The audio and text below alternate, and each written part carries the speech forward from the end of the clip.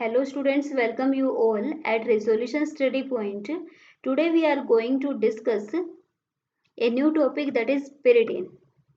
And in this topic we are going to discuss the method of preparation of pyridine and its chemical reaction. So firstly, this is the structure of pyridine, और आप दोनों में से कोई भी structure बना सकते हो. pyridine का मॉलिक्यूलर फॉर्मूला C5H5N रहेगा. अगर स्ट्रक्चर की बात करें pyridine की, तो pyridine का मॉलिक्यूलर फॉर्मूला क्या है? C5H5N. केमिकल बिहेवियर की बात करते हैं, जब भी हम हाइड्रोक्लोरिक एसिड से pyridine की रिएक्शन करते हैं तो सोल्ट मिलेगा, pyridinium क्लोराइड.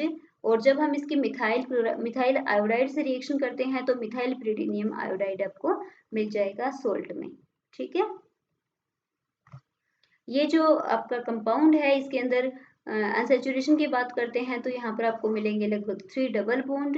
और जैसे बेंजीन बिहेव करता है बिल्कुल वैसे ही pyridine में भी होता है एरोमेटिक कैरेक्टर. ओके,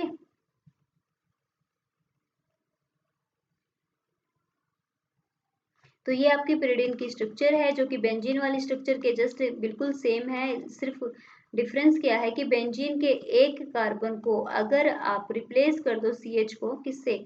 नाइट्रोजन के साथ. ये देखिए नाइट्रोजन आ गया तो कंपाउंड क्या हो जाएगा आपका? pyridine.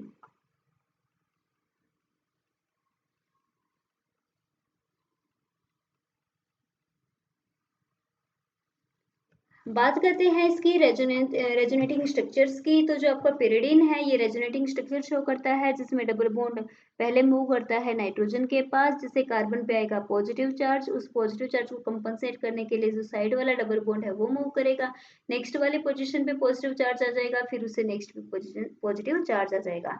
तो आप लोग देखोगे कि जो pyridine मॉलिक्यूल है ये बेंजीन से थोड़ा सा डिफरेंट है. बेंजीन आपको इलेक्ट्रोफिलिक सब्स्टिट्यूशन रिएक्शन शो करता है, जबकि pyridine की बात करोगे तो pyridine में आपका जो रिएक्शन होती है वो न्यूक्लियोफिलिक सब्स्टिट्यूशन रिएक्शन रहेंगी. यहाँ पर सेकेंड, फोर्थ और सिक्स्थ पोजीशन पे आपका क्या रहता है? Positive charge. मॉलिक्यूलर ऑर्बिटल जब इसका आप स्ट्रक्चर देखोगे तो आपको मिलेगा कि जो आपकी pyridine मॉलिक्यूल है इसमें सारी की सारी कार्बन sp2 हाइब्रिडाइज्ड हैं.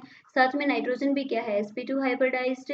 नाइट्रोजन का एक जो sp2 हाइब्रिडाइज्ड ऑर्बिटल है जिसके अंदर इलेक्ट्रॉन है वो कार्बन के साथ ओवरलैप करता है और जिससे आपको एक रिंग सिस्टम मिलेगा. इलेक्ट्रॉन रिच स्पेसिज होगी जो कि एक रिंग इलेक्ट्रॉन की बेंजीन रिंग के प्लेन के ऊपर मिलेगा और एक आपको नीचे मिलेगा. और एक तीसरा जो sp2 हाइब्रिडाइज्ड ऑर्बिटल होगा उसमें क्या रहेगा? pyridine में लोन पेयर. तो pyridine जो है ये इसके मॉलिक्यूलर ऑर्बिटल स्ट्रक्चर थी.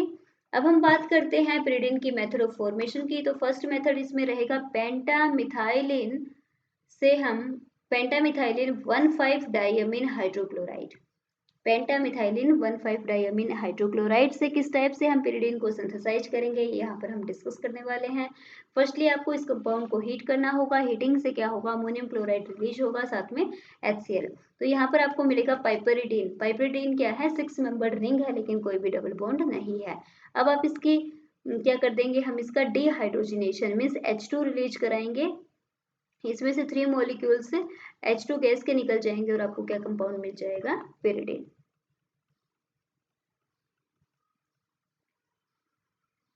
सेकेंड मेथड में हम एसिटाइलिन से भी pyridine को बना सकते हैं. 2 मॉलिक्यूल एसिटाइलिन की हाइड्रोजन साइनाइड से रिएक्शन करा दो तो यहाँ पर जो कंपाउंड मिलेगा वो क्या होगा?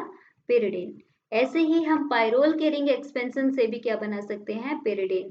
पायरोल की जब हम रिएक्शन करेंगे डाई क्लोरोमीथेन के साथ इन प्रेजेंस ऑफ बेस तो यहाँ पर आपको क्या मिलेगा? pyridine. पिकोलिन से भी हम pyridine को बना सकते हैं. पिकोलिन क्या है? pyridine का ही एक डेरिवेटिव है जिसकी स्ट्रॉन्ग ऑक्सीडाइजिंग एजेंट से रिएक्शन कराएंगे तो जो आपका मिथाइल ग्रुप था ये कन्वर्ट हो जाएगा कार्बोक्सिलिक ग्रुप में, जिसका हम सोडा लाइम मिक्सचर के साथ क्या कर देंगे? हीटिंग. तो यहाँ से कार्बन डाइऑक्साइड गैस रिलीज होगी और आपको क्या मिलेगा? pyridine. ऐसे ही जो आपका टेट्राहाइड्रोफ्यूरान है, टेट्राहाइड्रोफरफ्यूराइल जो अल्कोहल है उससे भी हम इसको बना सकते हैं. अमोनिया से रिएक्शन करके क्या मिल जाएगा आपको? pyridine. लास्ट जो मेथड है, नेक्स्ट जो मेथड है pyridine के सिंथेसिस का, वो एक नेम रिएक्शन है, नाम रहेगा इसका हार्न्स सिंथेसिस ऑफ pyridine डेरिवेटिव। इसके अंदर हम जो इथाइल एसिटेट है, इसकी हम एसिटल एल्डिहाइड के साथ रिएक्शन करते हैं इन प्रेजेंस ऑफ अमोनिया। तो यहाँ पर आपको एक डेरिवेटिव मिलेगा पेरिडीन का, जिसका फर्दर ऑक्सीडेशन करोगे तो ये कन्वर्ट हो जाएगा पेरिडीन के डेरिवेटिव में, जिसका हाइड्रोलिसिस कर दोगे तो हाइड्रोलिसिस और हीट कर दोगे तो ये जो एस्टर ग्रुप थे पहले तो किस में कन्वर्ट होंगे, कार्बोक्सिलिक ग्रुप में, और फिर किस में कन्वर्ट हो जाएंगे, हाइड्रोजन में। तो ये था हमारा method of preparation of pyridine। अब हम बात करते हैं फिजिकल प्रॉपर्टीज की। तो जो pyridine मॉलिक्यूल है ये हाइग्रोस्कोपिक लिक्विड है। हाइग्रोस्कोपिक लिक्विड का मतलब ये है कि एटमॉस्फेयर से ऑक्सीजन को अब्जॉर्ब कर लेता है, मॉइस्चर को अब्जॉर्ब कर लेता है, मॉइस्चर को अब्जॉर्ब कर लेता है, इसलिए हम इसको क्या बोलते हैं, हाइग्रोस्कोपिक लिक्विड। बॉइलिंग पॉइंट की बात करें तो इसका pyridine का बॉइलिंग पॉइंट रहता है 388 केल्विन, जो कि एक अनप्लेजेंट स्मेल रखता है, जो कि क्या है, एक अनप्लेजेंट स्मेल। ये वाटर के साथ मिशिबल है, मिशिबल होने के बाद as a good solvent work करता है फॉर मैनी ऑर्गेनिक कंपाउंड्स। बात करते हैं केमिकल प्रॉपर्टीज की। तो जो pyridine आपका कंपाउंड है ये हाईली बेसिक है। बेसिक क्यों है भाई, क्योंकि नाइट्रोजन के पास क्या प्रेजेंट है, लोन पेयर, और कोई भी ऐसी स्पीसीज जो लोन पेयर डोनेट कर सकती है वो सब क्या होते हैं, बेस। सेकेंड बात करते हैं इलेक्ट्रोफिलिक सब्स्टिट्यूशन रिएक्शन की। तो जो आपका pyridine है इसके थर्ड पोजीशन पे आपको क्या मिलेगा, जो इलेक्ट्रोफाइल है वो उस थर्ड पोजीशन के ऊपर अटैक करते हैं। तो आप देखोगे कि जब भी ब्रोमिनेशन करते हो, तो मैंने कहा कि ब्रोमीन एक स्ट्रॉन्ग रिएक्टेंट है, तो ये क्या करता है, डाइब्रोमो कंपाउंड तक भी आपको मिलेगा। नाइट्रेशन से थर्ड पोजीशन पे नाइट्रो ग्रुप आ जाएगा, और सल्फोनेशन से थर्ड पोजीशन पे क्या आ जाएगा, सल्फोनिक ग्रुप आ जाएगा। बेंजीन जो है ये इलेक्ट्रोफाइल से थोड़ा सा कम रिएक्शन करता है। बेंजीन की रिएक्टिविटी की बात करते हैं इलेक्ट्रोफाइल से, तो थोड़ा सा कम रिएक्टिव है। क्यों कम रिएक्टिव है भाई, क्योंकि हमने देखा था कि जो pyridine मॉलिक्यूल है इसमें आपकी सेकेंड फोर्थ और सिक्स्थ पोजीशन पे क्या आया था, पॉजिटिव चार्ज। तो ये तो इलेक्ट्रॉन डेफिशिएंट स्पीसीज हो गए ना, इसलिए थोड़ा सा कम रिएक्ट करता है किसके साथ, इलेक्ट्रोफाइल के साथ। इसलिए यहाँ पर जब भी आपकी जो न्यूक्लियोफाइल से रिएक्शन होगी वो हमेशा थर्ड पोजीशन पे होगी या फिर फिफ्थ वाले पोजीशन पर होती है। ठीक है, अब बात करते हैं न्यूक्लियोफिलिक सब्स्टिट्यूशन की। तो न्यूक्लियोफिलिक सब्स्टिट्यूशन में ये रिएक्शन न्यूक्लियोफाइल से करता है, और न्यूक्लियोफाइल से रिएक्शन हमेशा होगी आपकी सेकेंड या फिर फोर्थ पोजीशन के ऊपर। लेकिन सेकेंड पोजीशन जब ऑक्यूपाइड होती है ना, तभी फोर्थ पोजीशन पे जाएगा, अदरवाइज यहाँ पर रिएक्शन कहाँ तक ही सीमित रहती है, सेकेंड पोजीशन तक। तो इसमें न्यूक्लियोफाइल से जो फर्स्ट इंपॉर्टेंट रिएक्शन है इसका नाम है चिची-बेबियन रिएक्शन। वेरी इंपॉर्टेंट रिएक्शन है, आपको नाम से ही याद रखना है इसको। तो जब भी pyridine सोडामाइड के साथ रिएक्शन करता है तो सेकेंड पोजीशन पे NH2 ग्रुप आ जाता है। इसी रिएक्शन का नाम क्या है, चिची-बेबियन रिएक्शन। ठीक है, मैकेनिज्म आपको नहीं करना है इस टॉपिक का। अब देखिए pyridine ने अगर NH2 जो न्यूक्लियोफाइल था इसके साथ रिएक्शन की, तो चिची-बेबियन रिएक्शन हो गई थी, सेकेंड पोजीशन पे अमीनो आ गया। हाइड्रोक्साइड से करेगा तो सेकेंड पोजीशन पे हाइड्रोक्सिल ग्रुप आ जाएगा। ये कीटोइनोल टोटोमराइजेशन में भी एग्जिस्ट करती है। और अगर ये रिएक्शन करता है फिनाइल आयोडाइड के साथ, तो यहाँ पर सेकेंड पोजीशन पे क्या आ जाएगा, फिनाइल डेरिवेटिव। ठीक है, और अगर ये रिएक्शन करता है ब्यूटाइल लिथियम के साथ, ब्यूटाइल आयोडाइड किसी के साथ भी रिएक्शन करा दो, तो यहाँ पर क्या हो जाएगा, आपका कंपाउंड, जो कंपाउंड था उसमें सेकेंड पोजीशन पे ब्यूटाइल ग्रुप आ जाएगा। ओके, फोर्थ रिएक्शन की बात करें तो pyridine जो है इसका रिडक्शन हो जाता है। रिडक्शन की बात करते हैं तो, और जब भी ये रिडक्शन होगा, हाइड्रोजनेशन जब भी आप इसकी करोगे तो कंप्लीटली तीनों के तीनों डबल बॉन्ड रिड्यूस हो जाते हैं सिंगल बॉन्ड में। अगर आप pyridine का ऑक्सीडेशन करते हो पर एसिड के साथ, पर एसिड क्या होते हैं, स्ट्रॉन्ग एसिड होते हैं, जब भी आप पर एसिड के साथ रिडक्शन ऑक्सीडेशन करोगे तो ये कन्वर्ट हो जाएगा pyridine अनऑक्साइड में। अब बात करते हैं मैकेनिज्म की कि इलेक्ट्रोफिलिक जो सब्स्टिट्यूशन इसमें किस टाइप से होता है और कौन से मैकेनिज्म को फॉलो करता है। तो हमने देखा था कि जो pyridine आपकी रिंग है इसमें थर्ड पोजीशन के ऊपर ही इलेक्ट्रोफाइल अटैक करता है। क्यों करता है अभी देख लेते हैं।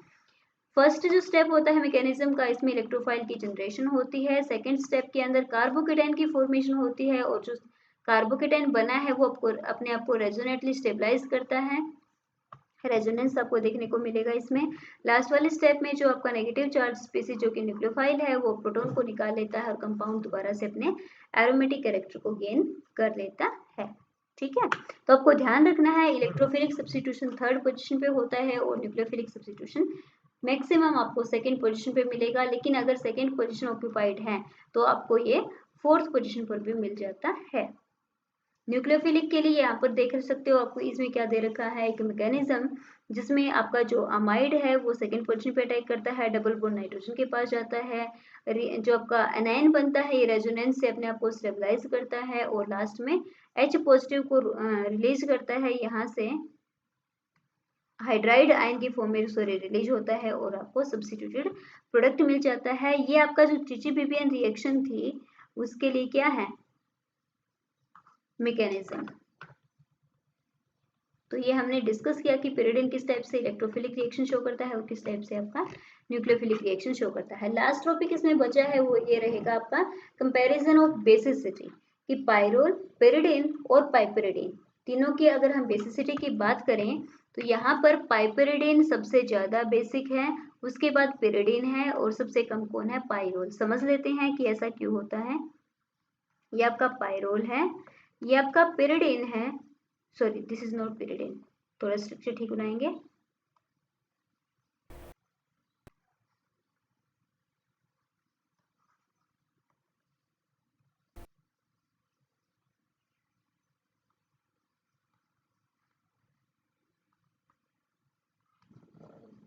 देखिए स्ट्रक्चर क्या है, ये है आपका pyridine और ये क्या है आपका पाइपेरिडीन। तो सबसे ज्यादा जो बेसिक कैरेक्टर होता है ये पाइपेरिडीन का होता है, क्योंकि पाइपेरिडीन एक सैचुरेटेड कंपाउंड है, इसमें कोई भी डबल बॉन्ड प्रेजेंट नहीं है, तो ये इजिली अपने लोन पेयर को डोनेट कर सकता है। तो पाइपेरिडीन के लिए तो ये एक्सप्लेनेशन है सबसे ज्यादा स्ट्रॉन्ग बेस होने के लिए।